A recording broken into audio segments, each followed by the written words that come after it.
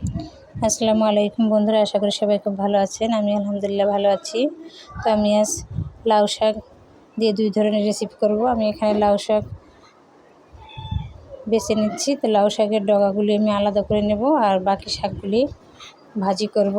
তো আমি ভাজি করার জন্য শাকটা বেছে ধুয়ে একটা হাঁড়িতে চুলায় বসিয়ে দিলাম। এর মধ্যে একটা আলু কেটে দিলাম।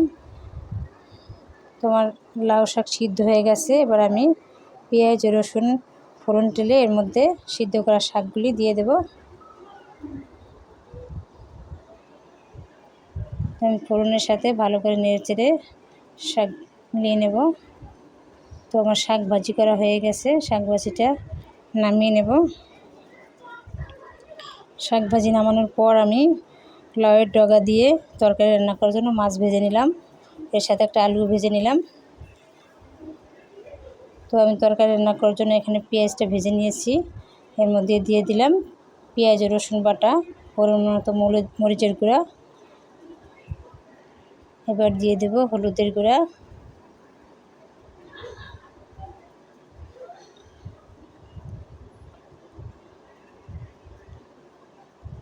আর দিয়ে দেব পরিমাণ মতো লবণ।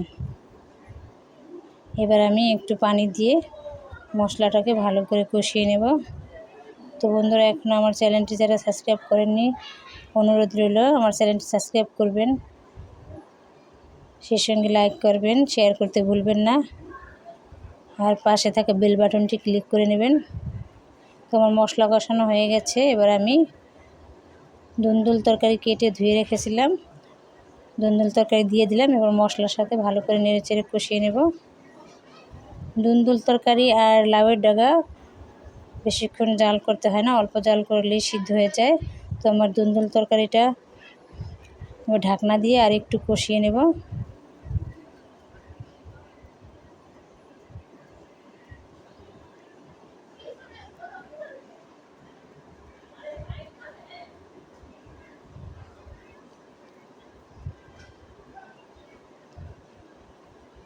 আমার ধুন্দুল তরকারি কষানো হয়ে গেছে। ধুন্দুল তরকারি থেকে পানি বের হয়ে আসছে। এবার আমি এর মধ্যে সেই লাউয়ের ডগাগুলি দিয়ে দেব। লাউয়ের ডগা দিয়ে কিছুক্ষণ নেড়েচেড়ে মিলিয়ে নেব।